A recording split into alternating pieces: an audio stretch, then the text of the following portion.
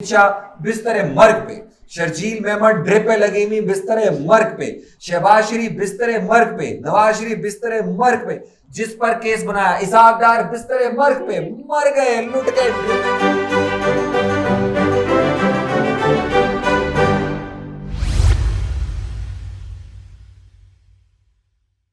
अस्सलाम वालेकुम, 4 star cafe में खुश आमदीद। और आज 4 स्टार की टीम खान साहब से खास तौर पे दिल की गहराइयों से एक दरखास्त करना चाहती है। खान साहब जलसों में बहुत खुल डुल के आ रहे हैं और उनका कहना यह है कि जनाब जिंदगी और मौत जो है वो अल्लाह ताला के हाथ में है। बिल्कुल ही ऐसी बात है जी, आपकी बात से सब लोग जो है वो इत्तफाक करते हैं।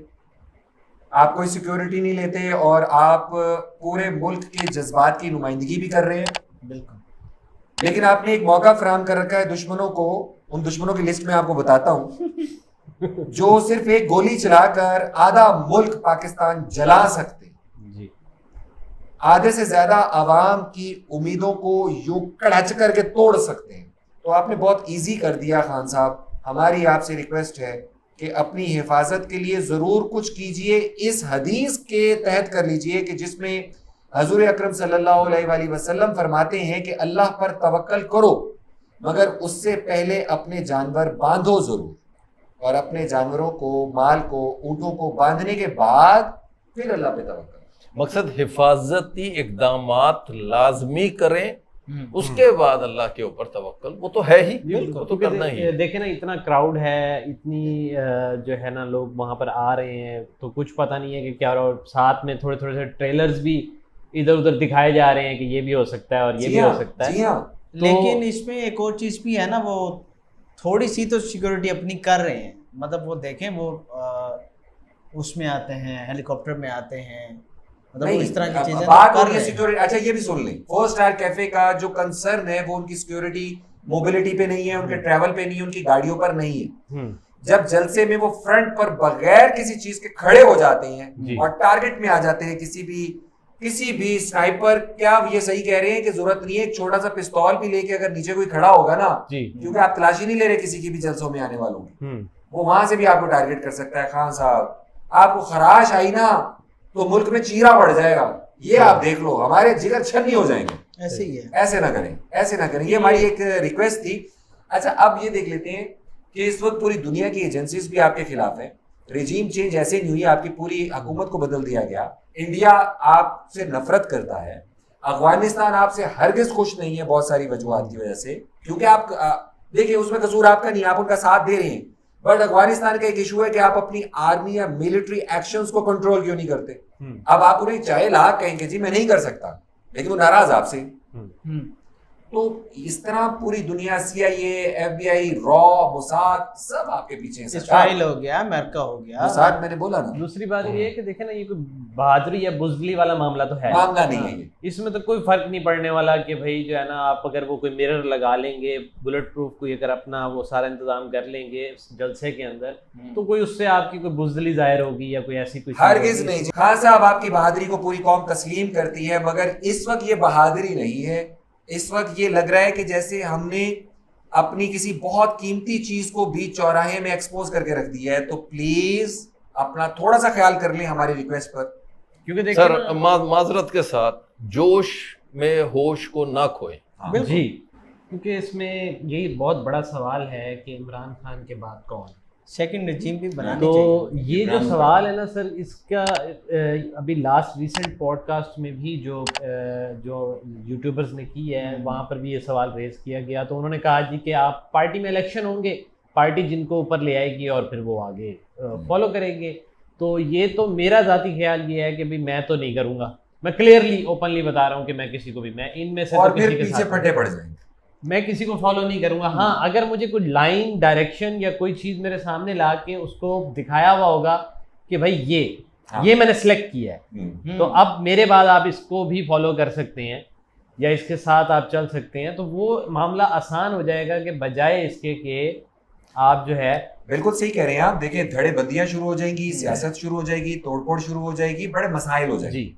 तो इस तरह इतनी आजादी से ना छोड़ दें। और फिर इतना बड़ा लेवल, तो वो जब तक खींच कर दूसरे को अपने साथ नहीं लेकर आएगा, हमारा ज़हन एक्सेप्ट नहीं करेगा। ऑप्शंस मौजूद हैं। मौजूद है। आप मोहम्मद अली खान को देखें, अली आप मोहम्मद, शहरियार अली आफरीदी को देखें, आप सूरी को देखें, शाह महमूद कुरैशी साहब को देखें, असद उमर साहब को देखें, आपको पूरी सीरीज मिलती है। मैं हो सकता है कोई नाम भूल भी रहा हूँ, बहुत बड़े बड़े नाम है इनके पास।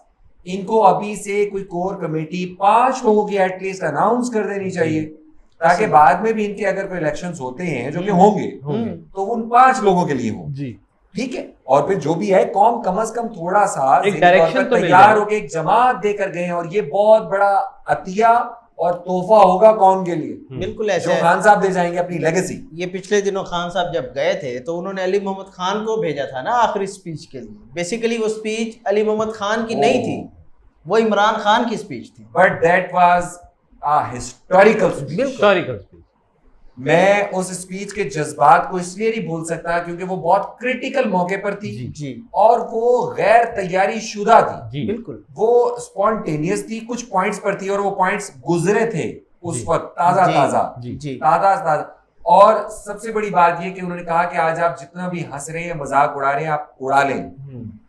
जहां अकेला एक सिपाही आप सब लोगों का, इमरान खान का अकेला सिपाही आपका मुकाबला कर सकता है। सोचे जब इमरान खान गलियों में जाएगा तो वो किस तरह आपका मुकाबला और वो करेगा। नजर आ रहा है सबको। और वो नजर आ रहा है। और वो नजर आ रहा है, उसकी तो वजह से ही तो सारे मसले बने हुए मसले हैं अभी। बने बड़े। यहाँ पर समझ व्यूअर्स लिया। को मैं एक और चीज बता देता हूँ। ये इनके अंदरूनी हलकों में जो डिस्कशन होती रही, जो समी इब्राहिम और रियाज खान साहब से, इमरान रियाज खान साहब से हम तक पहुंची है, वो हम रिवाइज कर देते हैं आपके सामने कि इमरान खान साहब का मौका इस सिक्योरिटी के इशू पर ये होता है कि यार मैं अगर मर भी जाऊंगा ना तो उसके बदले में ये कौम जहां 3 सालों में तैयार होनी थी वो 3 दिनों में तैयार हो जाएगी। हम उनका ये मौका मान लेते हैं कि वो जज्बात एकदम भड़क जाएंगे, लेकिन खान साहब अभी तक लाइन ऑफ एक्शन नहीं दिया आपने। जी, आपने अपने से आगे संभालने वाली लीडरशिप अभी तक हमें नहीं दी। जानशीन आप नहीं दिया कोई। जानशीन दें, एक हाँ। सीरीज दें, एक कोर कमेटी दें, प्लीज दें, और उसके बाद फिर खड़े हो जाएं।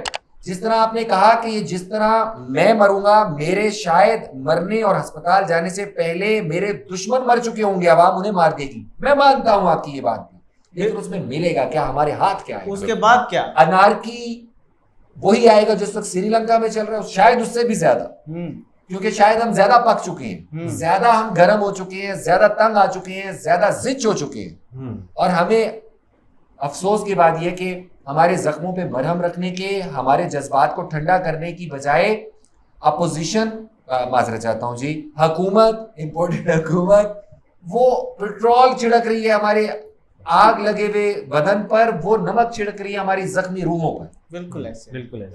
वो चिढ़ा रहे हैं सर।